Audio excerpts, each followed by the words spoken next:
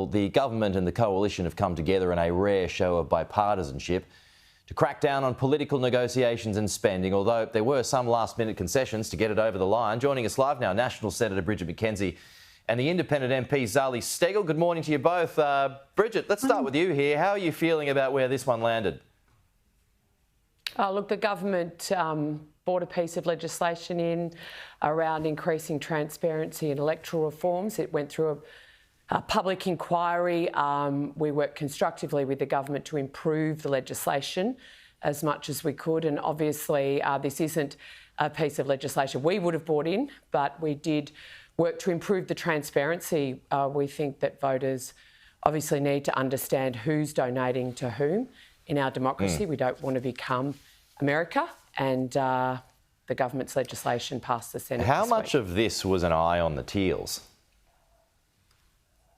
Well, I think it's really important for voters as they enter the ballot box to understand the union movement's involvement in our democracy, small business and businesses, but also the industrial renewable complex's involvement in our democracy and who they fund. So if you actually believe in transparency, then you need to be backing the fact that voters know not just the fossil fuel industry that's supporting certain candidates, not just the union movement, but the industrial renewable complex, which is also funding candidates like the Teals and like the Greens. OK, let's go to the OG Teal now. Zali, what are your thoughts on where this landed, and is this good for transparency?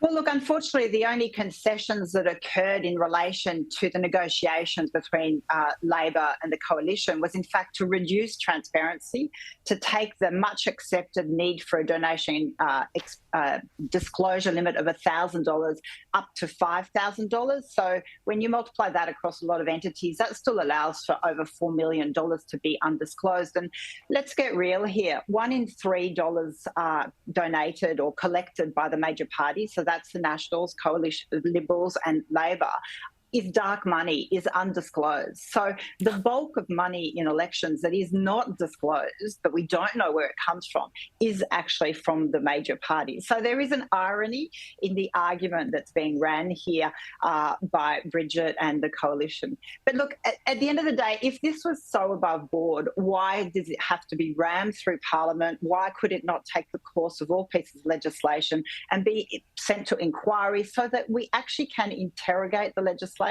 and ensure the public gets bang for buck, right? Wow. The big money in this legislation is how much the public purse will now be paying politicians and political parties for votes and administrative costs.